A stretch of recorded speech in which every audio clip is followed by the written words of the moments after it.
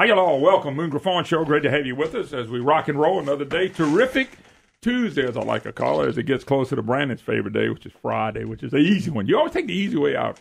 Why not? Why not? Well, you like it even better because it's payday Friday. Mm-hmm. It's his anniversary, first anniversary, John. Yep. Paul. Happy anniversary. So he's got a lot to look forward for this weekend. So. All right, 844-766-6607. Hickson has that hotline. If you'd like to be part of the program, John Paul Cousson, of course, Representative Cousson from the Lafayette area, my special guest. Anyway, good to see you. Jean-Paul. Jean-Paul. Man. I needed to properly welcome you down to my district. I've been in your district a long time. You just didn't know it. But I hadn't told you how to pronounce my name yet. But that don't help you now. I promise you, I can say that wrong every day. Anyway, well, everybody, I appreciate you coming by. The guys from North Louisiana or from Port Allen, wherever you're from, if you can't say it, you just call me JP. Everybody calls you JP. It's amazing. That's what they really call you. Anyway, good to see you. Appreciate you coming in. Hey, last year, let's mean you go back a little bit. Last year, you came in, we had a visit. And we visited in that room that day. And you pulled out some deals and showed some stuff. There's some resolution stuff that y'all were trying to get done. Let me start with that. Because you'd been on the morning program before that, and I got a chance to visit with you after. They had a bunch of resolutions y'all had written down that y'all thought y'all were going to get done. Did y'all get any of that done? Yeah, well, the primary resolution was the one that resulted in the study that came out that was focused on the tax structure. Mm-hmm. What we wanted out of that was more on the budgeting and spending side. We didn't get it. So where we are right now in the Republican caucus is holding the line on the spending. Yeah, well, there's no doubt about it, but that's what I was asking. When you say you didn't get it, what do you mean you didn't get it? We didn't get it out of the study. In other words, they focused primarily on the actual tax changes that they were recommending. They didn't really come back with what y'all were hoping for. Well, look, they're leaning on the Appropriations Committee. Well, it's the Money Committee. That's the one right. Jim Big Lake Fannin ran for 8 years. And before you got there, Big Lake ran it for 8 years with Bobby Jindal. And he always go, my staff tells me the budget's balanced in the session. Well, I think the point last year was that there was about 1,700 different votes that were taking place. And so I was just trying to spread out some things in front of you that gave you a little bit of perspective. Now, here we are a year later. And we're still dealing with some of those repercussions from the 2015 budget that was blown out of whack. Sure. I mean, no argument here. But one of the things we talked about is that you made the comment to me, you said, we got them now. They got to come negotiate with us. And a temporary sales tax, which is the one I got on you about. I'm just being blunt. It's the one I got. You didn't have a lot of bad tax votes. Somebody asked me that. Is Jean-Paul, I'm going to call you JP. JP, has he got a lot of bad votes? I said, no. I said, but the one vote that I was disappointed with a lot of the legislators, not just you, was the sales tax, because here's what it did. And you made a comment to me, we got them now. They got to negotiate with us. And I told you then, no, they got you. And the reason I said that was the temporary sales tax now is going to be a permanent tax. And people like you now have the pressure coming from university presidents, people in healthcare. They're all on your rear end now to make that permanent. We gave them another $1.2 billion. I've heard $800 million. I've heard $1.2 billion of money that they want to make permanent. This reminds me of the Stelly argument. We did a temporary sales tax on food and utilities for 16 years, and they made it into an income tax. Well, Moon, you're stuck on taxes. I'm stuck on taxes. I'm on the economic growth side, okay? How do we create job growth? How do we create new businesses? And we've got bills that are floating through right now, in particular the inactive well incentive program, authored by Stuart Bishop, co-authored by me and another dozen other representatives, that's looking to get orphaned well or inactive wells back into production so that we can hire some people on the exploration and production side. I want to go back to what you and me talked about that's important. On the tax. Well, because you're only on one side of the equation. No, I think the business growth side is the important side. I want to go to that. I want to stick to this just for one more second. Then I'm going to go to that side because I want you to talk about that. That's fine. I want to hear about the problem. But the sales tax, when you and me talked, and I said, man, that's going to put you in a bind. You've made it sound like we got them now, and you don't and I knew it was coming on y'all. The pressure from the pro-government side. Those guys are going to pound y'all. I ain't got to tell you this. You know this better than I do. They're going to pound y'all now. You're talking about pro-government. I'm talking about pro-business. Because your vote was pro-government. No, the government. Was not pro-business. That was a pro-government vote. You made the statement earlier that you know what was going on before I got there. So therefore, you should know that when we walked in 2016, correct, we were almost $1 billion short with 3 months left to go in the fiscal year for the 2015 budget. Before I ever got there, before any of these legislatures that knew the freshmen. No argument. And when you're talking about 3 months left in a fiscal year and you're on $1 billion, you can't just go and find $1 billion worth of contracts to cut. Because if we would, we'd love to do it, right? If you cut $1 billion contract that only had 3 months left in it, what's that number? I mean, we could pull out the calculator. You're only talking 300 something million, right? We had $1 billion. So that we were in a box in that we have a constitutional mandate to balance the budget, right? And so I'm not the best lawyer, but at least I could read the Constitution. It says we have to balance the budget. So we had a job to do. So when you go to Baton Rouge, you don't just put your head in the sand and say, well, I can't do my job. No, we got hired to do a job. So we did the best that we could, and we have a temporary tax. You said it was permanent, and that's your opinion, but right now it's a temporary tax. It's going to become permanent. Let you knock it down. Well, frankly, there's another bill out there filed by Tanner McGee that reduces the rate on the sales tax down to 2% and spreads the base a little bit. Now, that creates, they said that's going to have a $2 billion effect on the budget in the negative, so a cut to the budget. And so, we have to figure out the imbalance. But lowering the rates and spreading the base is something that conservatives should be looking forward to on a tax policy basis. Okay, it's not anti-Republican to look at lowering rates and spreading the base. That's what every conservative tax policy institute will say is the way that you should go. But you mentioned it. I know I've been watching this, and I said that. I told you that. I did tell you that. But you ran on the campaign. You weren't going to put more money on families. You weren't going to raise taxes on families. That's a fact. You did run on that. And my big beef with you is really only on the tax. I want to talk about the pro stuff in a second. But I'm just saying, by putting the temporary sales tax, we gave them another billion, $800 million. It doesn't matter the number, but we gave them money. Now they come back and said, not only do we need that, we got to have a little more than that, and that's where I'm concerned. There's also the story of y'all being part of Gang of Eight. I know you've heard me say. I know people call, but people say, what representatives? I wonder who's telling Moon. I got a lot of friends that are in lobbyists. And this is what they hear. You guys are negotiating with Bell Edwards on something that really shouldn't have happened. It's fake news, Moon. That's typical fake news. But look, if the governor's listening, I'd be willing to go talk to him right now today, because you know what I'm going to talk about? Job growth, the oil and gas community, lawsuits against the oil and gas community. I'd go in there and talk to him today. And I don't care if I have a gang of 1, a gang of 8, gang of no, or a gang of bipartisan people that are supportive of the oil and gas industry. I want to talk to the governor. If I'm not talking to the governor, I'm not doing my job, Moon. I'll move on to that, but it wasn't fake news what I just said. You deny it all you want to. They got a gang of 8 you guys don't like to be associated with. There's a conservative group in the legislature. Why aren't you more involved with those guys? I'm just curious.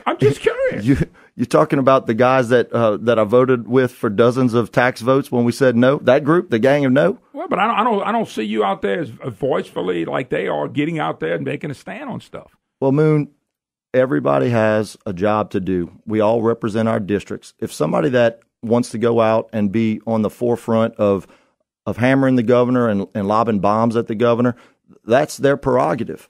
I think the way to do it is to be deliberate and read bills, see the process through, talk to my legislators, talk to my constituents, and see who's affected by what, and make my decisions as they come. Last question on the tax side.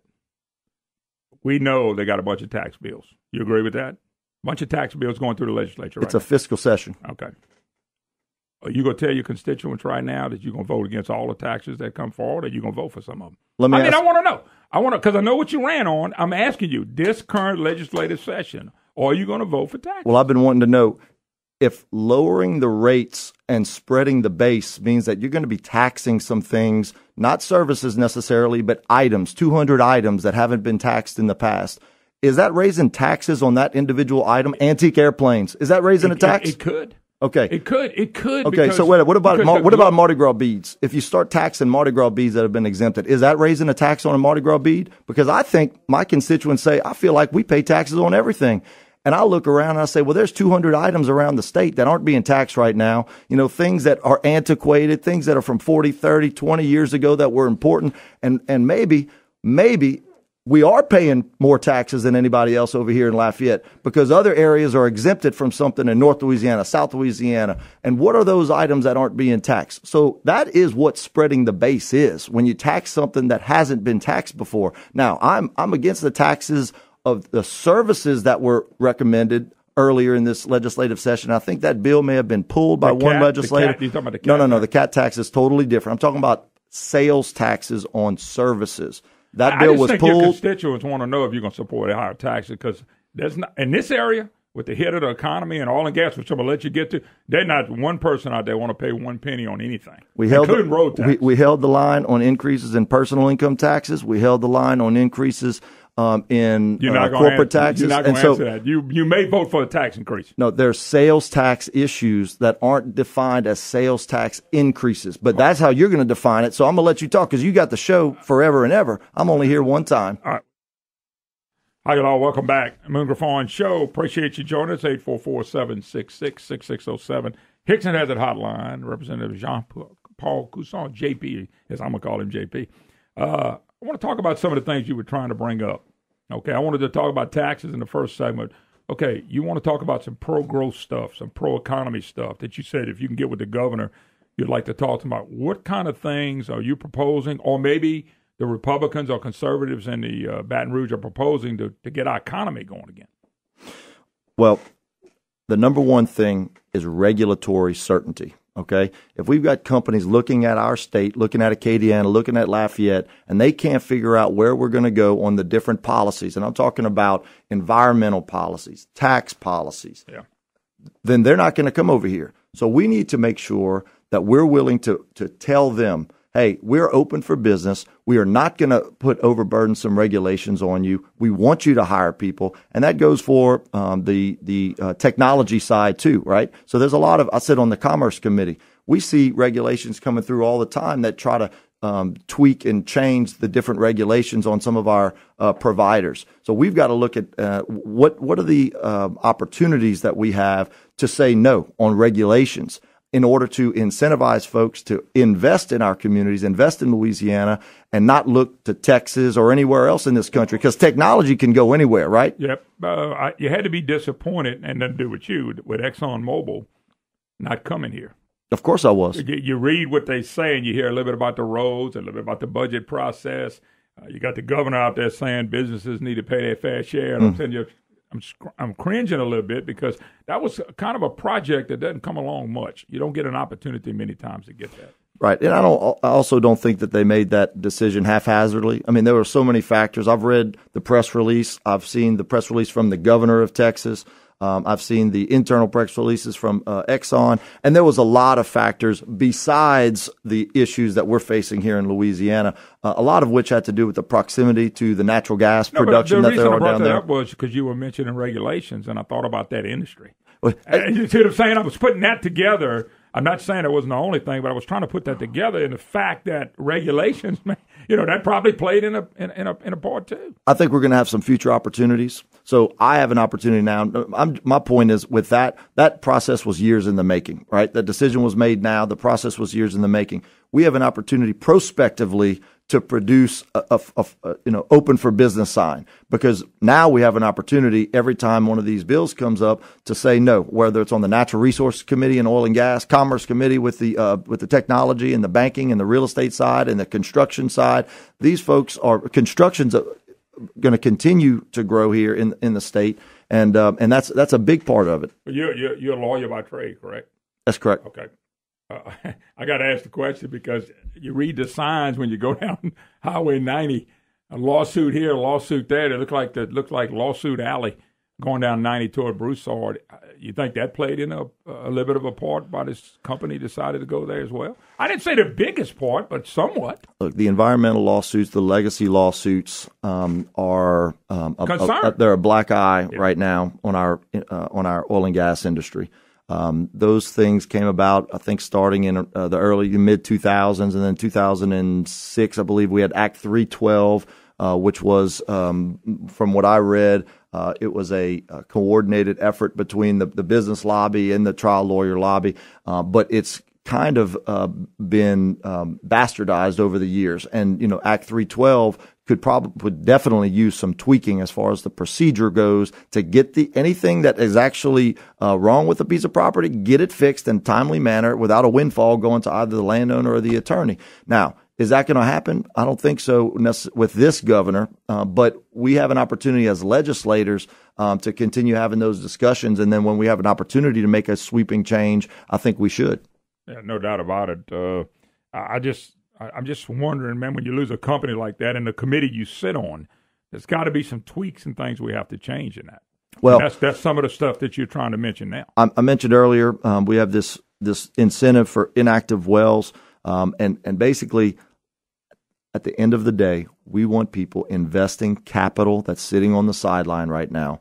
The prices are still hovering, in the 50s. We can't do anything about decreasing the output by the Saudis or any of the worldwide issues that we're going to be facing that could affect oil and gas. But what we can do is here locally within our state is to make somebody do something on our side of the border and not on Texas side of the border, because we've got fields that are real close to one another. And I'd rather keep my guys here in Lafayette than have them travel down to Southwest Texas or North Dakota, to the Bakken, wherever we're going. I want to keep them here in Louisiana.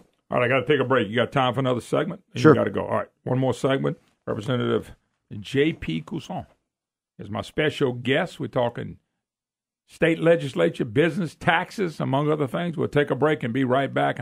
I can really ask him a big question now.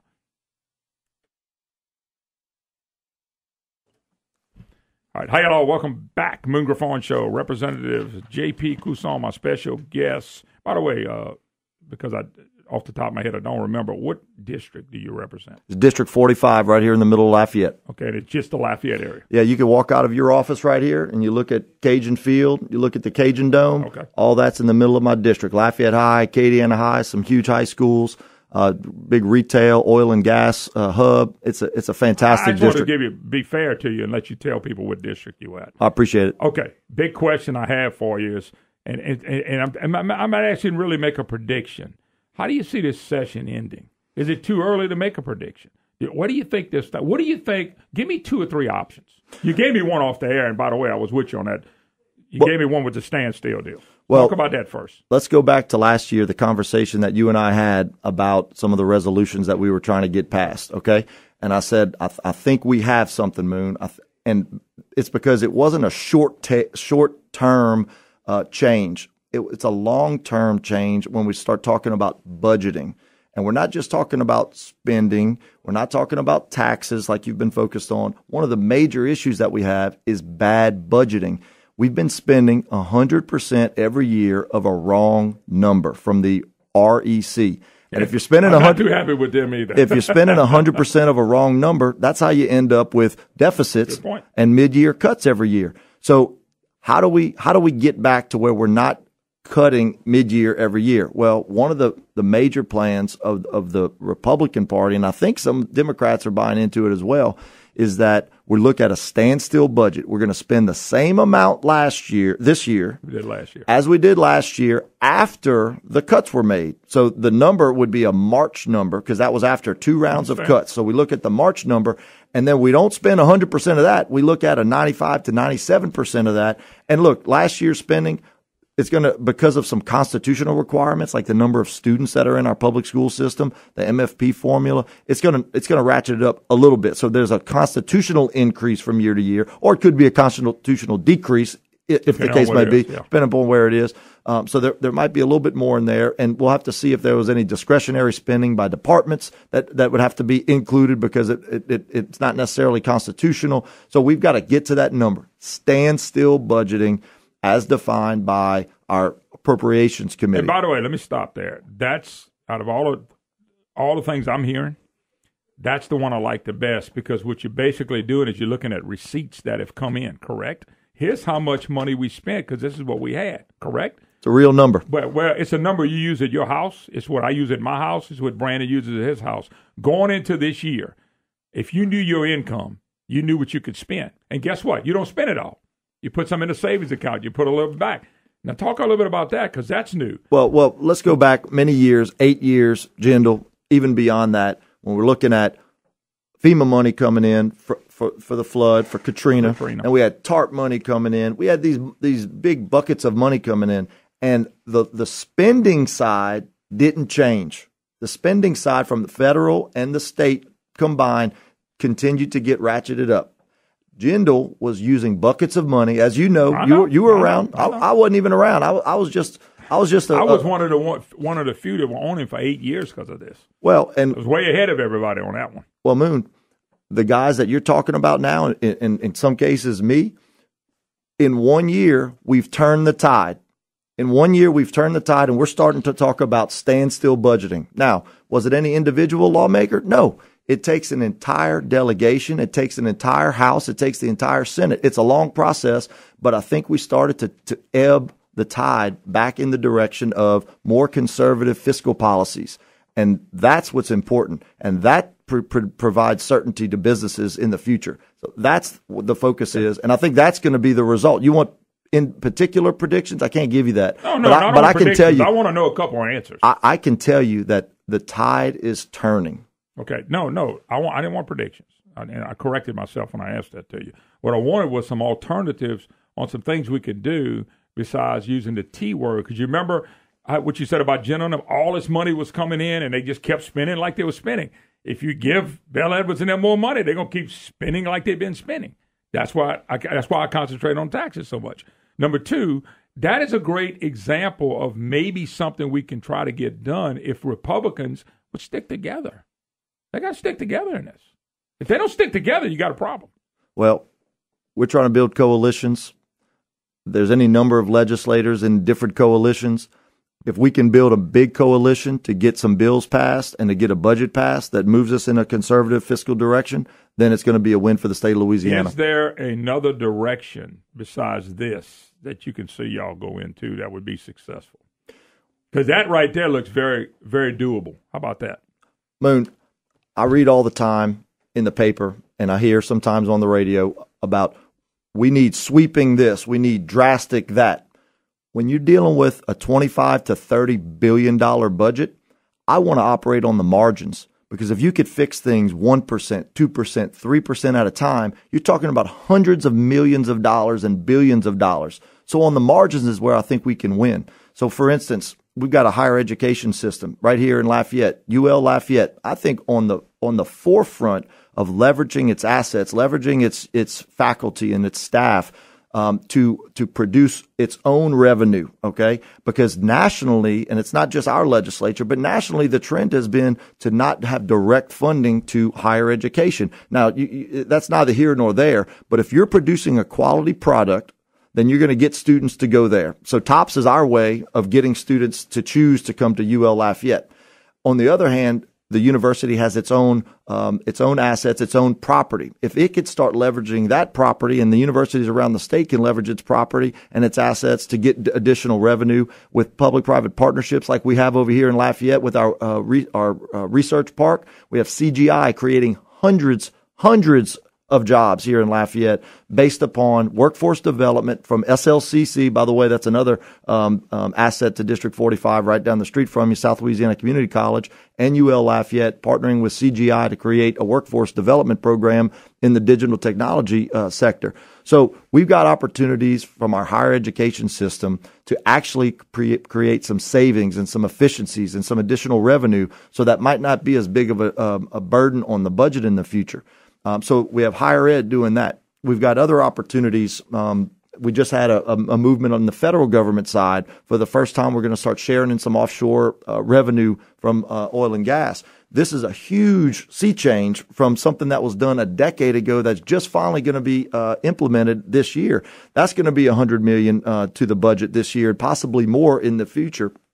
So there's some things on the margin, Moon, and it's not easy to get into the margins in a very short amount of time. One of the things that you heard last year from John Kennedy was cutting contracts, 10%, 5%. There's no savings there. Jay Dorton was supposed to have taken that and got back to everybody, here's what we can save on contracts. He took it over, never moved it. What's the deal? I'm just curious, have you heard anything on that at all? That's a great point. And I'm actually glad that John Kennedy was elected senator, because most of those contracts, the biggest ones, are federal contracts, right? They're federal contracts dealing with some of our federal dollars that are coming into the state.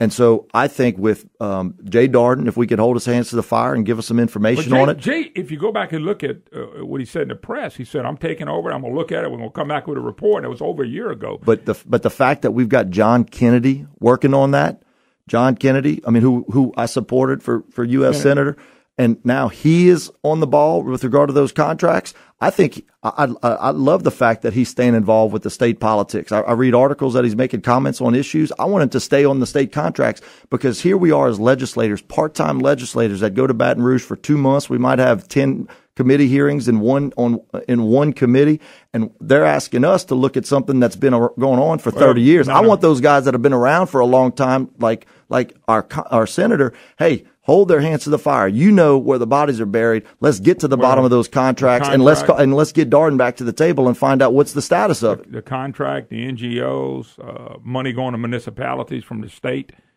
some of the stuff that they still can correct. I just wish that would be addressed. I just think some of those things will have to be addressed as well. It's a lot of stuff that goes in the budget. You said it. I agree with you. Oh, you're correct. I agree with you. But for us to have I'll go back to the revenue side. We keep focused on the revenue side. You can say, you said it, Moon, you focus on the tax side, because that's all they talk about. Bell Edwards has talked about one thing since he's been in Congress. I mean, the governor. One thing is raising revenue. Matter of fact, they call it investment now. Well, just to let your listeners know, there's only one tax committee. It's the Ways and Means Committee, and I don't sit on it. Yeah. There's 15 other committees that 105 other legislators sit on, and they're all important to the state. They're all important to jobs. They're all important to our respective districts. I personally love the committees that I sit on. Commerce, which deals with real estate and banking, natural resources, which is oil and gas, and our Department of Wildlife and Fisheries. And then judiciary, which is the district attorneys and the judges, the real policy on the legal side, aside from civil law, which I don't sit on. And those are the different committees that I think need more attention in the press, but they're not as sexy, Moon. They're not as sexy as taxes. They're not as sexy as budgeting. And a lot of these articles. Most people are not going to understand what comes out of judicial and lawyers and things of that nature. Just not. I'm guilty. I'm putting my hands up. Guilty. I think, Moon, you would enjoy what comes out of those committees, because those are the job committees. Those are the regulations that are affecting people every day. That's the calls that I get from the trucking industry dealing with the Commerce Committee, from the doctors dealing with their committees. Those are the committees that are really the crux of what's going on in our state. The tax side is one side, but as far as the committees stand, it's only 1 out of 16 committees. So I invite you to come and sit in our committee. Come and sit in Commerce with me. You like it. It's always packed. It's got a bunch of good members on it. We've got a great chairman. It's very efficient. Come and listen. That's going to be your new favorite committee. It's all these committees you mentioned, and that's fine and good. But the bottom line is, if we do break them down, there'll be problems in those as well. Because our state has never been what I call a friendly business state. You mentioned business. We've never been a friendly business state. Matter of fact, if you go read why we've given exemptions to all these companies, we're giving it to them because we had to buy companies to come in here. So the tax base is everything. The tax rates and all that stuff is everything. It really affects every committee that you're talking about. So that's why I focus on it. All right, brother, anything else you want to add? You're always welcome. I get this call, come by. Always. You can text me anytime, Moon, if you want to double check any facts or anything. I'll be happy to give you my 2 cents. I got my fact checkers. All right, man. Look, anytime. Thank you, Moon. I really appreciate you having me. Thank you. Anytime. All right. 844-766-6607. Hickson has a hotline. You're listening to the Moon Griffon Show. We'll take a break. A lot more to come during the course of this program. We'll be right back. Hi, y'all. Welcome back. Moon Griffon Show. Great to have you with us. 844-766-6607. Hickson has a hotline. If you'd like to be part of the program, it's your opportunity to be a voice. By the way, all elected officials are welcome to come on. Every single one of them. You know me, I'm a voting record guy. And we look what you say and look what you do. And I find that a lot of Republicans run on no taxes, no this, no that. And you know, all you talk about is taxes. I hear that crap all the time, and it's hilarious. It's hilarious because taxes affect everything we do. It affects who we are. It's not important. Is it more important than the defense of the country? it's part of the defense of the country. Taxes and what we giving out and all that stuff affects everything. And Baton Rouge is just, it's just a mess. And it's going to continue to be a mess unless we fight for what's right. So, yeah, I do focus on taxes a lot. And we'll continue to. I think it's ridiculous what we pay at the federal level. I think it's ridiculous what we pay at the state level. And by the way, I'll say it again. You can take taxes and say we're going to charge on more items and lower the rate. You could actually pay more money depending on what business you're in, depending on how you spend your money. You can. You want to say something? Okay. No. I was looking at you. Okay. I was looking at you putting the Tucson up and go and get the phones. Okay. All right, let's go to Bob in Lafayette. Bob, how you doing? I wish I could have got in and talked to that guy. Man. Well, why's that? What would you say? Republican, conservative, Jesus. Finding new things to tax. What a brilliant person he is. I wish I could. Wait, hold up. There's a misnomer. When Reagan and some of these guys talked about spreading the base, lowering the tax and spreading the base, if I'm wrong, I want somebody to correct me. When they say spread the base, they mean spread the base on the number of people who have to pay some taxes, but lowering the rates. It doesn't mean tax more items, because taxing more items could mean I could pay more. I could actually pay more. You can lower my rate because you taxing items that I use. I could pay more. Number two, to believe that's tax reform, you got to and remember, and I told Cousin that, I said, look, the bottom line when you're dealing with Edwards and them, they want more money in the coffers. So it's not a decreased tax. And number two, it's going to be a tax on middle class. You can book it because the middle class do most of the working and paying taxes in this country and in this state. Well, they need to be finding less things to tax, not more things to tax. And this would be my question to him. If I'm a taxpayer here in Louisiana and the business I work for, their taxes are being increased, and my personal income taxes and sales taxes are being increased, where in the hell am I supposed to get that extra money from? Yep. Where? Good point. Just where? Good point. Well, the other thing, and one of the questions I should have asked him was just thinking out loud, do you think we have a spending problem? Well, because I'm telling you, our problem is spending, and it's going to continue to be that way. Something's wrong when the government sector, the public sector, is growing faster than the private sector.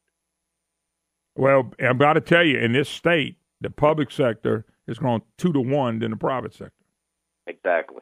All right, appreciate it, Bob. They don't think they have a spending problem. Idiots. All right, brother. Appreciate the call. 844-766-6607. Hickson Exit Hotline. Stuart in Lake Charles. How you doing, Stuart? Good, Moon. How are you doing? Doing fine. Just wanted to comment on they were talking about the lowering the sales tax rate and the fiscal note that said it would cost to the budget. That's actually, there is a fiscal note that says that, but part of that is also to eliminate all the exemptions, which some of it can be done by legislation, but some of it's in the Constitution. So from what I read about it anyway, and I haven't looked at it in detail, is that it's doing that makes it revenue neutral. The question I would have is, does that make it revenue neutral on the on the temporary increase up to 5%, or is that revenue neutral at the original 4% rate?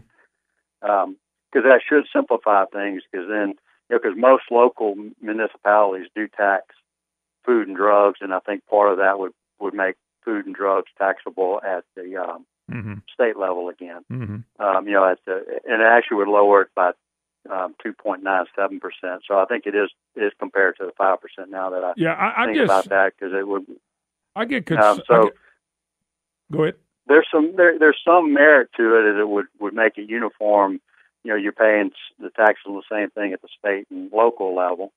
Like I say, the devil's in the details before you can determine if that's good or bad. But on its face, it seems reasonable to do. But like I said, I'd be more inclined to think it's a good idea if it gets you back to revenue neutral on the original 4 cents and not the additional 5 cents penny that was added temporarily. That's a good point. So you're saying if you're going to do that, that's fine, but let's make it on the 4 cent, not the 5 cent. But I got news for you. I think it'd be paid on the 5 cents. Oh no, I do too. And the reason I say that, you got got to remember, here's the argument that I think would agree with what you and me are saying. They need the extra penny to balance the budget. So why would it be made on less? It's going to be made on the highest because they need that money. Oh no, I don't disagree with you, but like I said, there is certainly some merit to simplification and making it uniform both for the local and the state. But like we always say, devil's in the details, and you'd have to get down in the weeds of the legislation. I'll say it again: if Baton Rouge or local municipalities never focus on the spending side and only focus on the revenue side, which, by the way, I call taxes, then we're screwed because they're never going to focus on what they're doing with what we give them. An example is the road program, $30 billion in the hole. How in the hell do you let the state of Louisiana get $13 billion, my bad, not 30, $13 billion in the hole? How do you allow that to happen? That's because you're not taking care of your business with the money you had coming in. And the answer is to give them more. I'm sorry, I just think that's wrong. But he didn't comment on whether he was going to vote for new taxes or not. Remember, I asked him twice. He never did comment on that. So we'll see what he does. Anyway, we got to take a break. You're listening to the Moon Griffon Show. Hi, hello. Welcome, Moon Griffon Show. Great to have you with us. 844-766-6607. Hickson has it. Hotline. All righty. A lot of stuff going on, folks. One of the things that I wanted to mention that's going to start affecting people, and I'm not nervous about it yet, but as you know, I've documented my health insurance situation because of Obamacare and what I've had to do now to buy insurance is ridiculous. But as I talk to more and more people, there's more and more people agreeing with me that I'm the normal. I'm the one having the problems. And we keep focusing on people that got insurance for free, Medicaid. Then we focus on Obamacare of all these subsidies they get for middle-class people. And they're all happy because the government's giving them money. So the government controls all the people that are poor. They control all the people that are older in Medicare. They control all the people that get subsidies. Okay? And so I'm saying right now that I am the norm. I'm just looking for an opportunity for me to buy competitive health insurance, that I can afford that and also, go to my doctors and things that I want to. And, I think Trump's trying to deliver on health care, but the Republicans haven't done it yet. And this is April. This is almost the end of April. And we're going to all have, by October, November next year, they're going to be all, the insurance companies are going to be saying, here's what you got to pay. So I'm paying $32,000 now. That's my insurance premiums per year. And so what is it going to be next year? What is my insurance premium going to be next year? Folks, I don't want to know. But in another 5 or 6 months, I'm going to find out. And if the Republicans don't do something about this to make it be competitive for me, what do? Now, I had a long talk with a guy that's in the business this morning. I said long talk. We talk all the time. And I made the point to people, you people that have company insurance, especially if you're middle or getting older, these companies sooner or later are going to say, look, we can't afford this anymore. I'm going to give you $300 or $400, depending on how long you've been with us, $300, $400, $500 a month to help you with your health care, and you're on your own. Somebody younger is probably still be okay. But us people that are older, we're not going to be okay. It's not going to be just me. These companies are struggling to pay the pressure put on them by Obamacare. But we give away insurance, we give away health care, and the other thing is we subsidize it all. But there are more people like me Small business people that are struggling to try to make it. What do you do next year? And the Republicans haven't done anything with this. Not one thing.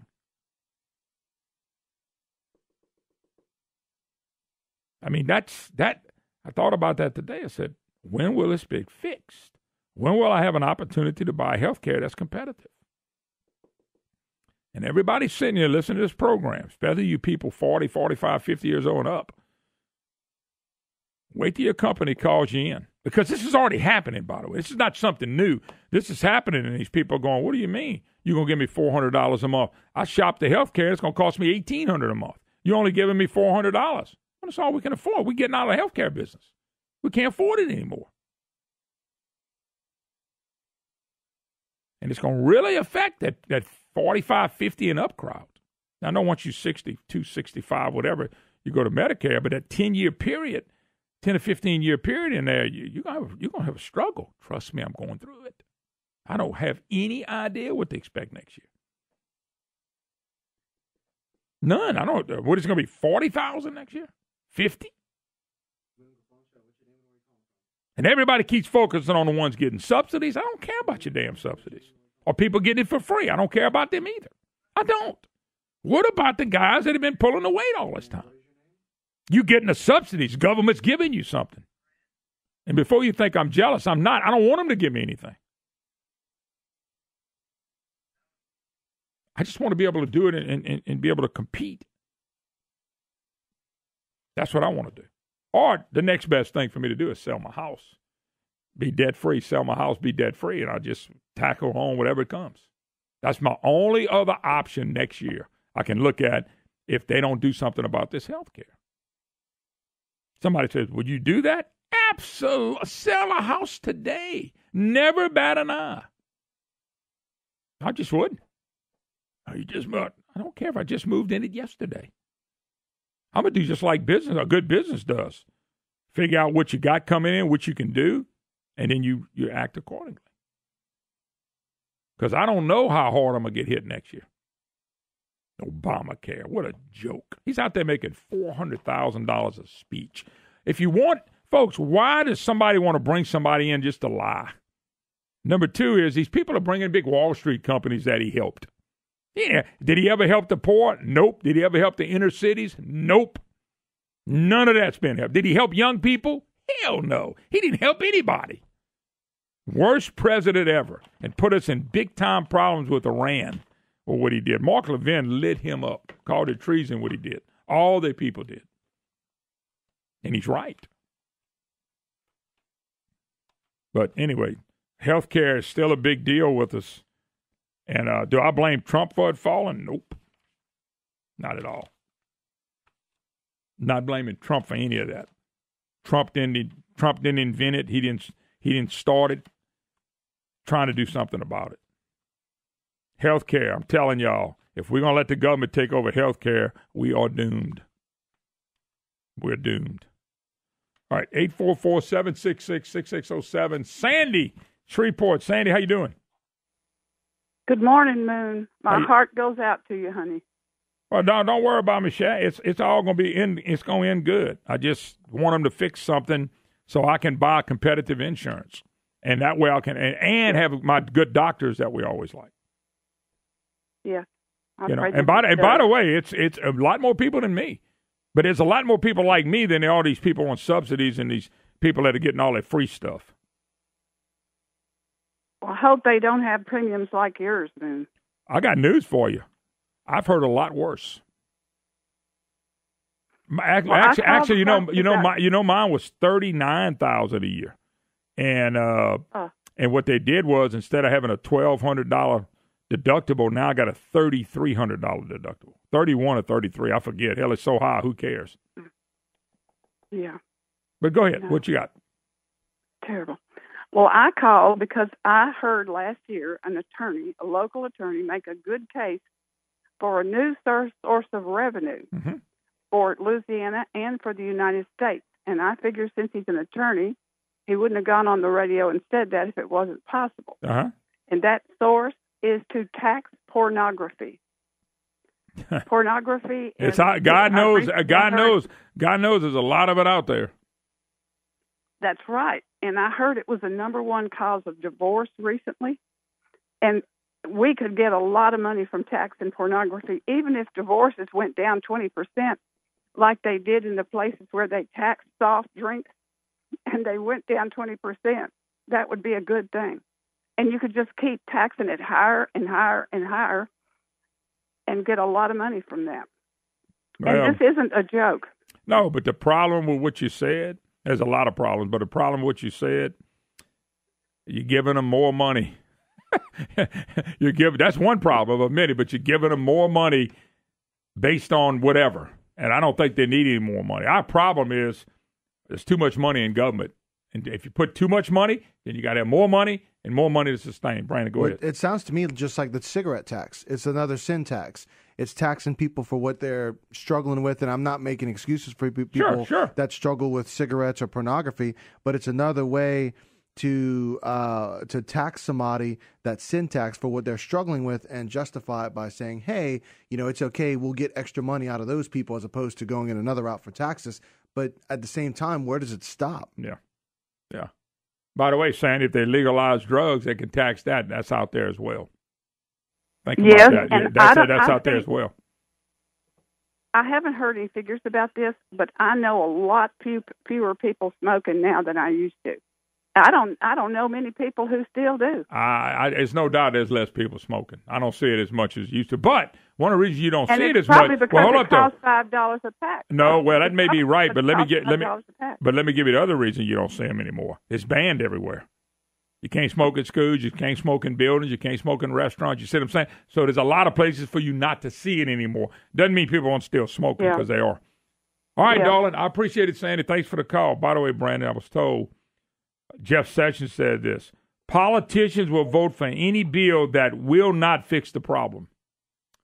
Politicians will vote for any bill that will not fix the problem.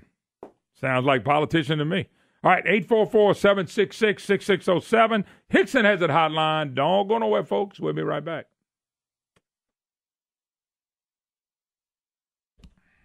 Hello, welcome back. Moon Griffon Show. Great to have you with us. By the way, the reason you can't, somebody called it to Brandon, why can't you have a pornography tax? Because it would be dirty money. Well, Louisiana's been used to dirty money throughout its time. So, Oh, there's been so much dirty money floating around. Made a lot of millionaires in our state, too, because they're willing to play the game and sell their soul. It's just the way it is, and it's something we're going to have to continue to fight. 844-766-6607. Hickson has a hotline. I'm going to get off the health care deal, but I'm letting you know, folks, that, and before somebody thinks I'm just worried about me, I don't talk about me on this program. I always laugh at me. I am concerned on the health care, but not just for me. There's a lot of people out there. I mean, a bunch of people out there that are concerned about the health care. And I'm going to tell you something you don't know. If your company has not adjusted your health care or got out of it yet, there's not one company out there that has any kind of number of employees that health care is affecting their bottom line, that they're not thinking about doing something different with health care. If you think you're securing your company health care, you don't know what they're paying. You don't know what they're paying in additional money. Now, some of you people may have already been affected by that. By the way, Donald Trump wants to slash corporate tax rate from 35 to 15. They need to do that and do it very quickly. Also, they want to cap the individual tax rate, which I think is 39 to 33. Repeal estate and alternative minimum taxes and cut taxes for the middle class. We need to jump on that immediately. Once again, here's going to be the problem. They're going to say, how do you pay for that? You don't have to pay for tax cuts to individuals or businesses.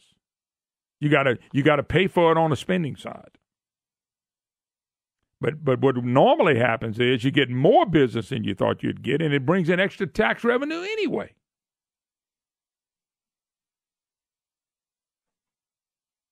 So I'm just telling you, what Trump's trying to do again is a good thing. Is a real good thing. By the way, Nancy, they interviewed these people on the fence. You know, the ranchers fight Pelosi. Pelosi, of all the people, said that if you put up a border, it's immoral. How many things has Nancy Pelosi done immoral? Like health care law. You got to pass it before you see what's in it. That was moral. What they've done to inner cities is immoral. Totally immoral. Excited about changing the definition of marriage and start talking about people, boys turning into girls today and girls turning into boys tomorrow as being normal. That's immoral. Unbelievable. By the way, on the border stuff, since President Trump took office, has made border security just a priority. The flood of illegals has slowed to a trickle just by talking about it. It's down 90 to 95%, Ladd told Fox and Friends on Tuesday. Okay? We have a wall that's existing on our ranch since 2006, and they're replacing that with an 18-foot ballard fence, steel tubing, concrete. And with that, actually, it almost non-existent to see illegals anymore. So this guy's saying it works. They're watching it work. Nancy Pelosi calls it immoral. A person that knows about immorality because she can look in the mirror. They've asked Nancy Pelosi, according to Meet the Press, and I mean, according to these people, they've asked Pelosi to come down and look at it. But see, Nancy Pelosi is never going to go look at that. If Nancy Pelosi's yard was where illegals were coming across, trust me, there would be fence and security all over her house and all over the area not to get there. But she's a politician living in la-la land with no clue. All right, let's take some phone calls. Patrick out of New Orleans. How you doing, Patrick? Good morning. I just wanted to say that our current governor is sympathetic to the thought processes of Nancy Pelosi, and he is assuring himself that he's going to be a one-term governor because he is taking a position on statues that it's not a state issue, and that's absolutely absurd and insanity, and he's a typical liberal moron. The same people that have taken down the first 4 statues in New Orleans also want to change Jackson Square. And Jackson Square is definitely a state issue. So I got news for you. You didn't really expect the honor code guy to take an issue on anything that was tough, huh? The only thing he's taking an issue on is they're going to help sue all companies, and number 2, we're going to tax anything and everything that walks. Mm-hmm. And I might add that I'm a veteran, and I wouldn't follow that idiot anywhere. He's just like I say, a Nancy Pelosi moron. Patrick, next time you call, I want to know how you really feel. All right, let's go to Mike in Breaux Bridge. How you doing, Mike? Good, Moon. I'm going to try not to get too excited today. I was listening to you talking to that Jean-Paul Cousson, and I got dizzy. He was spinning so much. He was spinning out of the questions about the tax increases and everything. He's worried about getting business. That's all he kept talking about, getting business. Business is not going to come to the highest sales tax state in the nation or the potential second highest gasoline tax in the nation, and a state that loves disaster funding and loves taxes. Well, don't forget this, a state that also has a lot of people suing businesses, especially oil companies, as much as they can. That's what I meant by taxes. Taxes affects every committee he talked about. Said it was 15 of them, had nothing to do with taxes. Commerce has nothing to do with taxes. Regulations has nothing to do with taxes. Really? Didn't know that. Learn something new every day, I guess. Not. We'll take a break. Be right back.